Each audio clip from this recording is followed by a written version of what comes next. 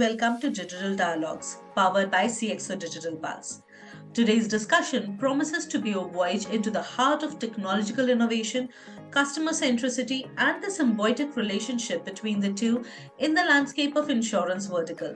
In an era defined by rapid technological advancements, our conversation will unravel the strategic consideration and collaborative endeavors that are shaping the landscape of insurance vertical, ensuring not only the resilience of operations but the relevance and elevation of customer interaction.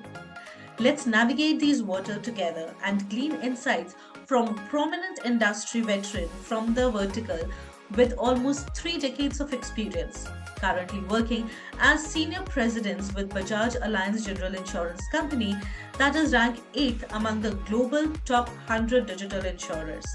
He's engaged in driving operational excellence and propelling his organization as the torchbearer of digital transformation and innovation. Please welcome Mr. Dipu KV. Hello, Mr. Dipu, and welcome to Digital Dialogues. Thank you. Thank you so much. Pleasure being here. Okay. So before we start our conversation, I recall reading somewhere that you follow a 33-33-33 ratio mantra.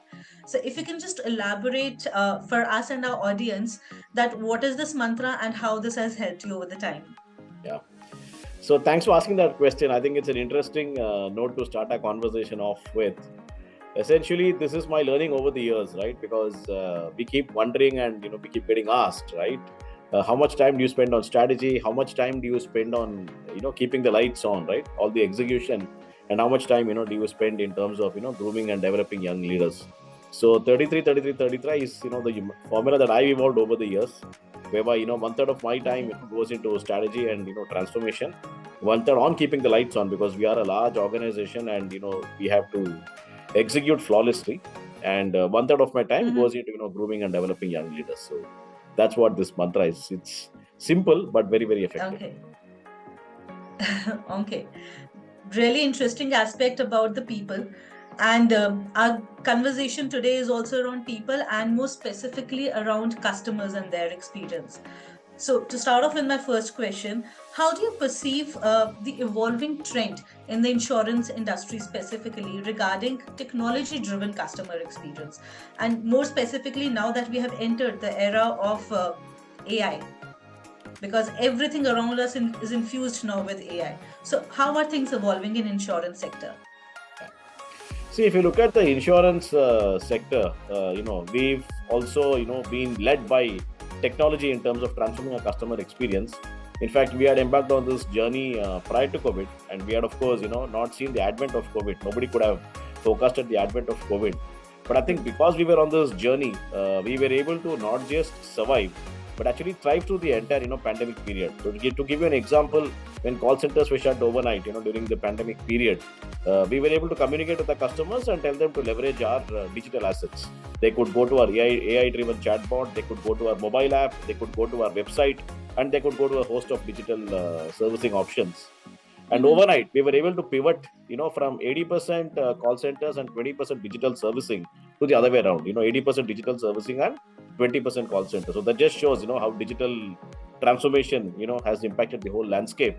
And the beauty is at that time, while you may expect, customer grievances to rise, given that customers are transitioning, at our end, we saw a dip in customer grievances during this massive transition. We saw a dip by 83%. So it just shows, how evolved, our assets were, and it continues to this day. And now in the post-pandemic period, now that we are in a hybrid world, the onus has shifted from digitizing the physical to humanizing the digital. How do you give the best of man and machine? And that's where, AI and Gen AI, now comes to the fore. Great. I think a lot of innovation got the push during the pandemic, or say post-pandemic, and that push was across various aspects: an innovative thought process, innovative technologies around us, and the innovative expectations also from customers. So in this pursuit of innovative customer experience technology, how do you balance the imperative of improved customer experience along with the need of a robust security, or say cyber security and data protection measures? And it's just recent that India has got itself their Data Protection Act in place. So how do you maintain that balance? No, I think it's a very interesting question because, as you evolve, you also need to be secure. It's extremely important.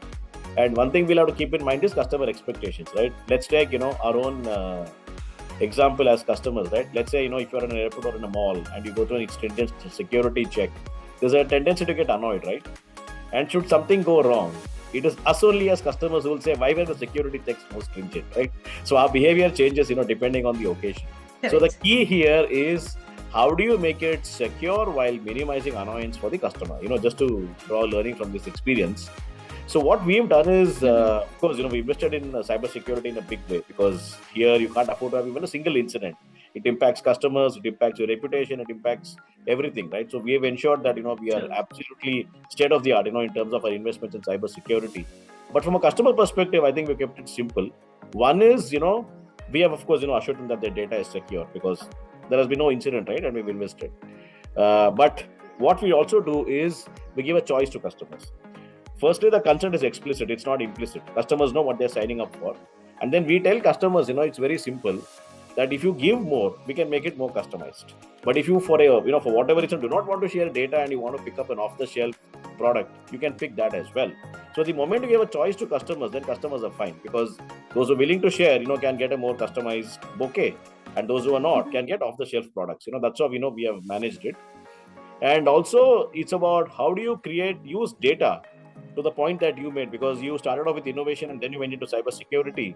But how do you also use this data to create innovative experience? So I'll give you a simple example. During the pandemic, if let's say a customer were to click on maps, now typically what would happen in maps, your whole attempt is to make sure that your address is updated. You don't want the customer saying that, the address is outdated. What we did, we had a bot actually popping up and telling the customer, if you're clicked on maps, it looks like you want to go to a branch. Can I help service you digitally so that you don't have to take the attempt to physically go to the branch? And customers just loved it. So that's how, we were able to be innovative, right? And for many customers, the bot could service on the spot, and then they didn't have to travel all the way to the branch. So that's how innovation, security, and, leveraging data and transforming the whole experience digitally, right? All of them come together. Okay.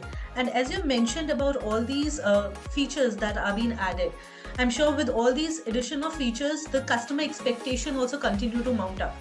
Because every time, I think it's a cycle. A feature gets added, they are satisfied, but then that becomes a hygiene, and then there's another set of expectation that comes from the customers. So how does insurance industry ensure to stay ahead in terms of meeting these expectations? While you quoted these examples from technology, but then there's another aspect in terms of feedback reception from the customers. So what's the strategy that accumulates all these aspects, ensuring a good customer experience? Yeah. It's a good question that you have raised. That when you start meeting expectations, then it becomes a hygiene item for the customer, and the customer starts asking what next, right? And also to your point that it's a two-way street. It's not that you're just innovating and launching, right? You're also getting feedback from customers. So I'll give you one example of the earlier one. There is a product in insurance called telematics. So in telematics, what happens is you place a device in the car, and you basically get information on your driving behavior. The car becomes smart, right? Because there's a device, it can track your driving behavior, and you can use that for an informed conversation with the insurance company. Now, in the Indian context, many of us don't drive. We have drivers. So what did we do? We came out with a feature by leveraging the same device to not just give information on driving behavior, but we added a feature. To your point on how do you add features, called geofencing. So what happens in geofencing? If let's say there's a working couple, the driver drops them to office in the morning, and then he drops the kids to school, and in the afternoon when they are continuing in the office, let's say he picks up the kids and takes them back to home, or takes them back to a daycare facility, should he take a different route, the device will give an alert. He's not going to the daycare facility. He's not going to the, he's not going back home. He's going to a different route. Now that becomes, a huge, source of, value addition and peace of mind to customers. So that's how, we launched telematics, and then, we added geofencing, right? So that's how, you keep raising the bar. And secondly, to your point around feedback, you see, we are a large business, we continue to interact with customers every single day. So we do get a lot of customer feedback. And the process for us is we fix the issue transactionally, but then we also look at it, from a structural perspective. We have a framework by which we figure out whether it was an agent issue or whether it was a process or a technology issue. And then, we keep, fixing it structurally. So that way you're on a continuous improvement, right? The Japanese philosophy of Kaizen. So you have that philosophy every day. So you keep hearing from customers, you keep fixing transactions and make structural changes. And then you, along with the customer, keep thinking what next, and then you constantly stay ahead of the game. So that's how we go about it. Okay, great. So as you mentioned about like it's a vicious cycle. You monitor the aspects, you plan accordingly, you act, and again the monitoring cycle goes on. And I think for these aspects, there would be some specific KPIs that would be set by you, because until unless you have those KPIs in place, the calculation and ensuring the scoreboard is up to date, I think that becomes the critical.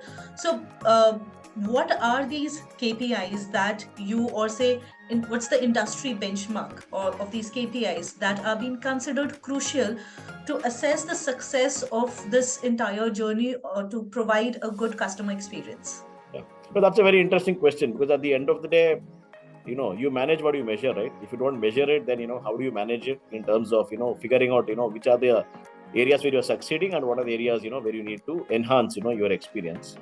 So for us, from a KPI perspective, what matters is what the customer says, because ultimately we exist because the customer is there, right? So what we do is we look at a series of performance metrics which determine how well we do. One is from an initiative perspective, we look at its scalability. When you launch something, how scalable it has been. So for example, I told you during the pandemic that our digital assets, right, the usage went up from 20% to 80% virtually overnight. It clearly shows that customers loved them. The other is, because I said we look at from a customer point of view, right? I told you that at that time, as the assets went up in terms of usage, our grievances fell by 83%. So we keep also monitoring it from a customer feedback perspective, right? How are the customer grievance ratios, falling? And what we also do is we also want to get ourselves assessed from a market perspective. So we also, for example, have an independent, third-party firm which does research on Net Promoter Score, and they come back and tell us, how do we fare compared to our peers of the industry, and also how are we faring in terms of feedback from promoters, which indicates our strengths, and feedback from detractors, which indicates areas where we need to move ahead. And since you asked, how are we faring, right? I think glad to let you know that this NPS feedback consistently over the last, if I just pick the last 5 years, we've been able to ramp it up dramatically because we take this feedback seriously, and we are ahead of our peers by a significant margin consistently. That's amazing, sir, and I hope it continues. Thank you. And there has been this industry debate in terms of KPI of overall score and overall satisfaction score versus the Net Promoter Score. So again, what are your thoughts on these two KPIs? See, Net Promoter Score itself, can be done in two ways. So one is the overall one. The overall one is what I said, where we get an independent agency, to do it. And they tell us overall, how is the company faring in terms of, its servicing across the entire life cycle. The other point that you made is what we call a transaction NPS, which is at every point, of interaction with the customer, throughout the cycle, we pick up feedback. So that feedback comes to you real time, and then you can also take, real time actions. So it's a combination of transaction NPS as well as overall NPS, that keep us going. You get it real time and you fix it, and then overall also you figure out, how is it all accumulating to impact your brand experience. So we do focus on both. Okay, great. And while we are talking about all these aspects, there another important aspect when we are moving towards technology. It's the collaboration with the technology partners, because I suppose you as a business are more focused on insurance providing, but technology is something where you should rely on the ones who are more experts, I would say. So considering this collaboration with technology partners, so to what extent do you think this collaboration is really important to enhance the overall customer experience? And how do you see this partnership shaping the future of overall customer engagement, specifically for insurance sector? I think that's an interesting question. You see, firstly, as a full-fledged insurance provider, we also have our own technology team, right? So it's an insurance company which is providing, a whole set of solutions to customers. So we have various teams, including our own technology team. And we are obviously, we have an in-house team, and we are also, in conversations with our partners on a regular basis to figure out how the industry is moving, how customer expectations are evolving, and how do we continue to stay on top of the game. Because there is no room for complacency in any business, including ours. Now, to your point around, where do technology partners come in? So it is basically, if you take the entire life cycle, right? And I like to compare it, let's say, to a pizza. Okay, just to give you an example. Now, if let's say, you serve me a pizza, right? Now, I may not know out of those 16 slices, how many slices are slices which you made and how many are slices which you ordered from outside. So for the customer, who gets to experience our pizza, let's say, if you look at the whole life cycle, there could be points where the solution has been developed in-house, and there could be solution points where the solutions have been developed in partnerships with technology service providers. So that is how we stitch it together. So you might have across the entire life cycle some solutions which you have developed in-house, some solutions which you have developed in partnership with either large scale providers or with startups. And to your point around how is the future is going to be one of collaboration. Because when you look at new kids on the block, typically you will find two kinds of new kids on the block. One is somebody who comes out with a new business model and challenges existing players, and one is people who come out with a very good solution for a point across the entire life cycle, and on that they get into collaboration with the existing players to enhance the overall experience. And we are always open to partnerships. There is no ego in business, and that's how we have been, and that's how we see the future as well. Great. And we really hope that with the kind of innovation, the technology and the expectation of customers are going, insurance sector reaches new heights.